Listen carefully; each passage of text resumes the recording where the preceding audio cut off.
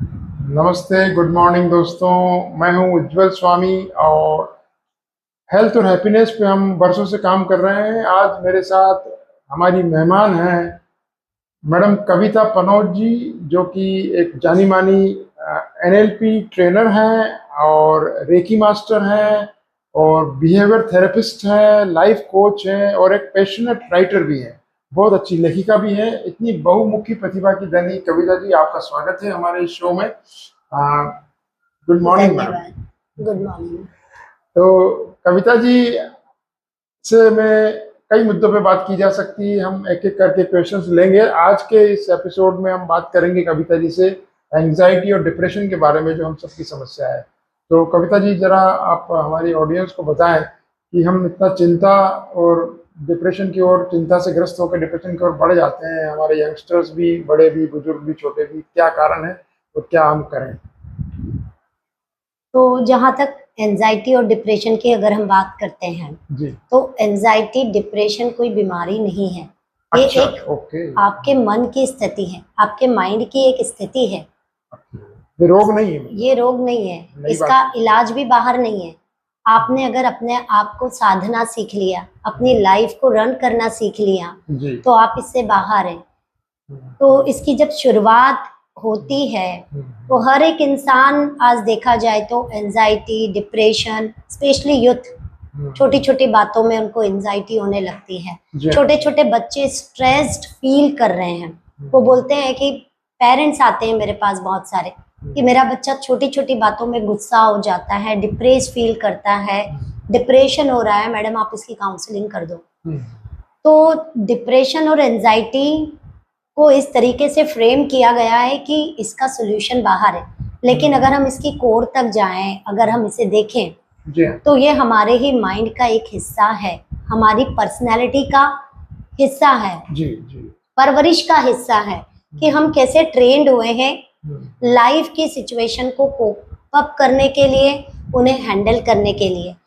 Simple सा एक example देती हूँ कि एक इंसान जिसकी लाइफ में कोई बहुत बड़ा लॉस हुआ है बिजनेस में, या कोई उसके लव्ड वन की डेथ हो गई है, अब आप अगर उसे सोचते हैं, उस पर्सन को देखते हैं, तो वह इंसान या तो खाना नहीं खाएगा, उसके सिम्टम्स है, उसको चिड़चिड़ होगी, खाना नहीं खाएगा, इरिटेबल हो जाएगा, नींद नहीं आएगी एंड उसका काम में मन नहीं लगेगा। अब उसको हमने सिम्टम्स के बेस पे लेबल कर दिया कि उस पर्सन को डिप्रेशन है, और हमने उसको एंटी एंजाइटी और एंटी डिप्रेसेंट शुरू कर दिया। लेकिन चले जाते हैं लोग। हाँ जी, तो उसका जो कोर है, रीजन है, उसका जो कॉज है, किसी की डेथ हुई है या कोई लॉस हुआ है, वो उसके माइंड के अंदर है, उसकी मेमोरी में है, वो ट्रिगर है। जब तक आप उसके कॉजेस पे काम नहीं करेंगे, उस ट्रिगर पे काम नहीं करेंगे, तब तक उसका सोल्यूशन नहीं आएगा। क्योंकि मेडिसिन देकर आप सिर्फ उसके डोपामिन लेवल को बढ़ा रहे हैं और एड्रेनलिन लेवल को कम कर रहे हैं। और डोपामिन और एड्रेनलिन ये नेचुरल हार्मोन्स है, राइट, जो हमारी बॉडी में नेचुरली सिक्रीट होते हैं, हैप्पी हार्मोन। अगर आप खुश हैं, आप सिचुएशन को हैंडल करना जानते हैं, तो आपकी बॉडी में डोपामिन का लेवल बैलेंस है। राइट। तो एक मिनट के लिए इंटरप्ट करूंगा कविता जी। बहुत अच्छी बात आपने बताई। मैंने मेडिकल फील्ड में लगभग 30-35 साल गुजारे हैं। अक्सर ये होता है कि व्यक्ति जब एंजाइटी डिप्रेशन से ग्रस्त होता है तो साइकेट्रिस्ट के पास जब ले जाया जाता है, तो कोई मेडिसिन जब प्रिस्क्राइब की जाती है तो वो एंटी डिप्रेसेंट और एंटी एंजाइटी ड्रग्स लिख दी जाती है। और आपने बहुत अच्छा ये बताया कि वो डोपामिन को बढ़ा दे या एड्रेनलिन या कोर्टिसोल को कम कर दे। बाहर से चीजें की जाती है, केमिकली की जाती है। आप ये कह रही हैं कि मनुष्य के अंदर गड़बड़ है, उसके अंदर से वो चीजें करनी चाहिए, तो दवाइयों के ऊपर जो निर्भरता वो भी नहीं होगी और साइड इफेक्ट भी उसका सामना नहीं करना पड़ेगा। बहुत अच्छी बात कविता जी आप बता रही हैं। तो आइए मैं आगे इसके बारे में समझना चाहेंगे कि अंदर से कैसे क्योर करें उसको, डिप्रेशन को और एंजाइटी को। जी। तो एक छोटा सा प्रोसेस है जिसको हम बोलते हैं रीप्रोग्रामिंग। सो रीप्रोग्रामिंग के पहले हम प्रोग्रामिंग को समझेंगे, राइट। तो हर एक इंसान के अंदर एक मेंटल मैप है। हर इंसान, जैसे एक गूगल का मैप है, वैसे ही हर इंसान का अपना अपना माइंड मैप है। और ये माइंड मैप कैसे बनता है? जब वो बॉर्न हुआ, through parenting, through social media, through teachers, through surrounding और किसी को ऑब्जर्व करके ये सारी चीजें उसने सीखी, राइट। सारी चीजें उसके माइंड में गई एज अ इंफॉर्मेशन। अब वहां पर उसके पास्ट के एक्सपीरियंसेस भी हैं, उसकी कुछ मान्यताएं हैं, बिलीव्स हैं, बिलीफ सिस्टम है, उसकी कुछ वैल्यूज हैं, जो वैल्यू उसकी फैमिली में, उसकी परवरिश के टाइम पे है ना, उसकी वैल्यूज बनी, उसकी आदतें मतलब पैटर्न्स बन गए। अब ये चारों चीजें एक्सपीरियंसेस, बिलीव्स, वैल्यूज और पैटर्न, ये उसके सबकॉन्शियस माइंड में ऑलरेडी पहले से बन चुके हैं, बचपन से लेके अभी तक। अब वो जो इंसान है, अगर हम उसको एक इंसान न मानते हुए ये सोच ले कि ये कोई एक सिस्टम है और उस सिस्टम के अंदर का प्रोग्राम है उसकी मैप।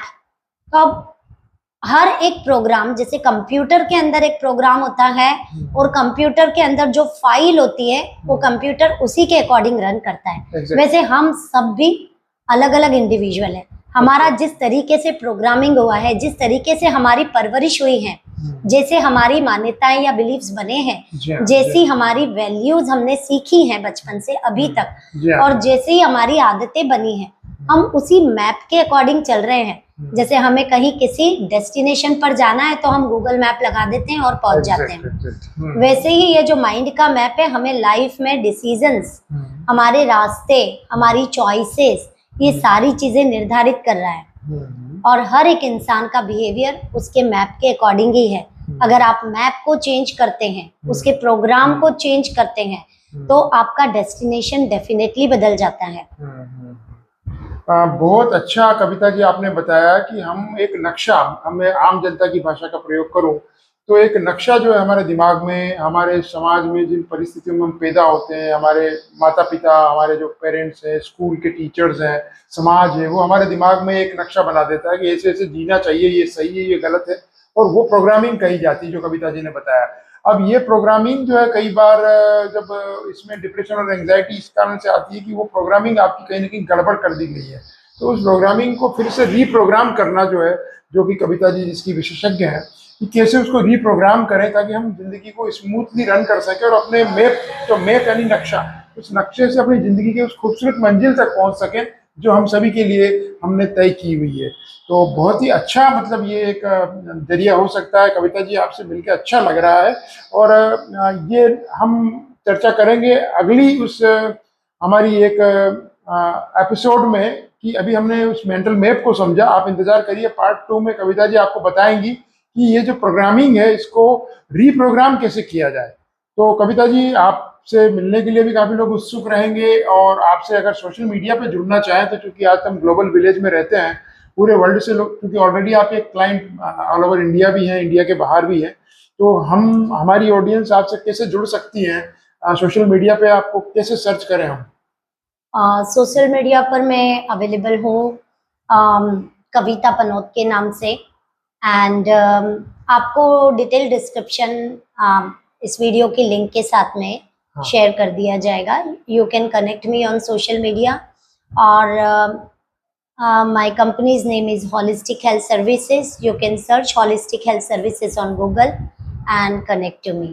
Thank you. तो बहुत बहुत धन्यवाद कविता जी। आप कविता जी से जुड़ सकते हैं, होलिस्टिक हेल्थ सर्विसेज सर्च कीजिए गूगल पर, या कविता पनोट, KAVITA, कविता PANOT आप टाइप करेंगे, इनके सारे डिटेल्स आ जाएंगे, और डिस्क्रिप्शन में जैसा कि हमने बताया सारे लिंक इनके रहेंगे, डिटेल्स रहेंगे, आप कनेक्ट कर सकते हैं। अगले एपिसोड में पार्ट 2 में हम बात करेंगे कि प्रोग्रामिंग जो हमारी गड़बड़ है उसको रीप्रोग्राम कैसे करें। Thank you very much Kavita ji, आपने हमारे साथ पार्टिसिपेट किया। धन्यवाद। नमस्ते, थैंक यू। Good bye.